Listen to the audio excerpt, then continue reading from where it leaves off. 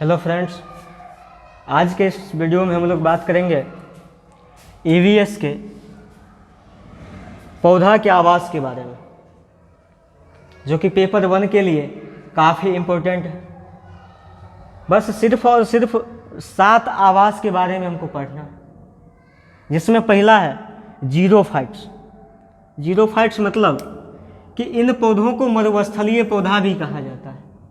और हम लोग जानते हैं कि मरुस्थल में जो भी पेड़ पौधे उगते हैं उसको बहुत कम ही पानी की आवश्यकता होती है, वो बहुत कम ही पानी में सर्वाइव कर पाता है। उदाहरण में ऑस्ट्रेलियन ओक और कैक्टस, और उदाहरण लें तो इसमें आएगा खजूर।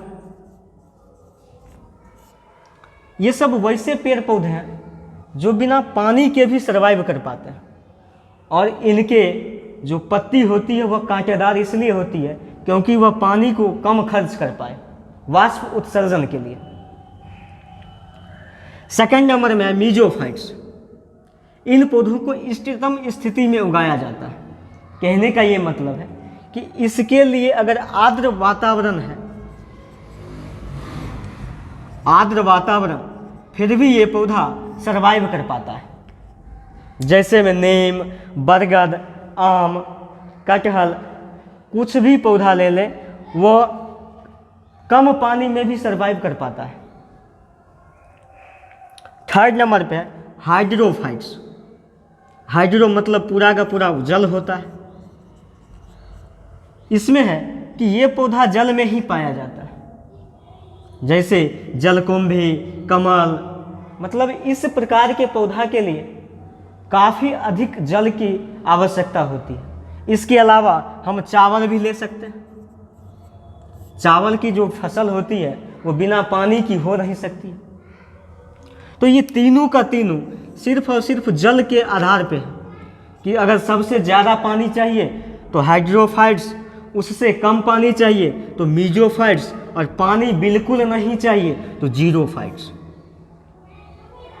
आगे है 4 नंबर पे हेलोफाइट्स। हेलोफाइट्स हम उस पौधा के आवास को कहते हैं जिसमें ये उच्च लवणता में पाया जाता है।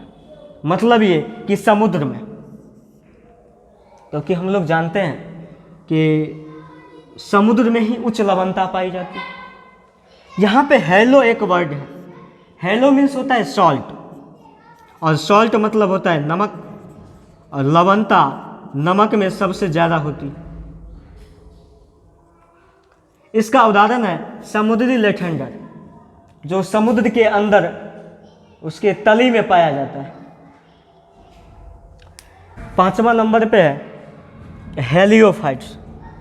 हेलियो मतलब होता है सनलाइट, मतलब सूर्य का प्रकाश।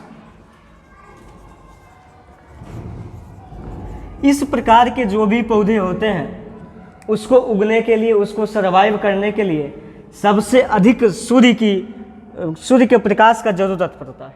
जैसे सूर्यमुखी हो गया। 6ठा नंबर पे है एपीफाइट्स। एपीफाइट्स मतलब होता है कि वैसा पौधा जो दूसरे पौधे पे उग जाते हैं, उसको हम लोग कहते हैं एपीफाइट्स। जैसे में ऑर्किड, काई।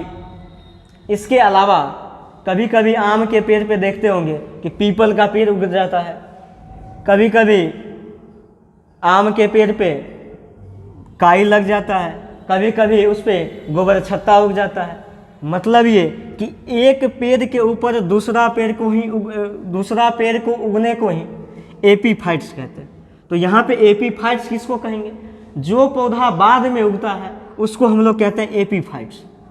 जो पहले से है वो तो हेलियोफाइट हो सकता है, मीजोफाइट हो सकता है, जीरोफाइट हो सकता है, इसके अलावा हाइड्रोफाइट हो सकता है, हेलीफाइट्स हो सकता है। तो जो पौधा बाद में उगता है उसको हम लोग कहते हैं एपीफाइट्स। 7वां नंबर पे साइकोफाइट्स। साइकोफाइट्स मतलब होता है वे पौधे जो केवल और केवल छाया में ही सर्वाइव कर पाते हैं। जैसे फर्न, बांस के पेड़ के नीचे वाला जो छाया होता है या फिर किसी भी जंगल के नीचे वाला जो छाया होता है उसके नीचे जो भी पेड़ उगते हैं उसको हम लोग कहते हैं साइकोफाइट्स। साइको मतलब होता है शैडो, शैडो मीन्स छाया। यहाँ पे एक शब्द है एपी। एपी मतलब होता है बीज, मतलब मधुमक्खी।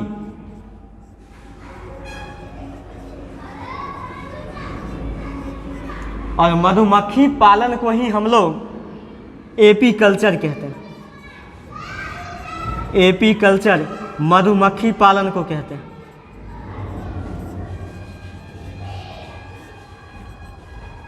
तो आज के क्लास में सिर्फ और सिर्फ आवास के आधार पर पौधों का वर्गीकरण के बारे में चर्चा की है, जिसमें सिर्फ और सिर्फ 7 आवास के बारे में हम लोग पढ़े। और सीटेट के पेपर 1 में एवीएस में सिर्फ और सिर्फ यही 7 आवास के बारे में क्वेश्चन पूछा जाता है। 2011 से लेकर के 2021 जनवरी तक इसमें से एक भी क्वेश्चन नहीं पूछा गया था, लेकिन 2021 के दिसंबर में इस प्रकार का सिर्फ और सिर्फ एक क्वेश्चन मिला। इसलिए ये बहुत ही इम्पोर्टेंट हो जाता है आगे के एग्जामों के लिए। तो इसको आप बढ़िया से देखें, और वीडियो अच्छी लगी हो तो लाइक, शेयर और सब्सक्राइब जरूर करें। Thank you.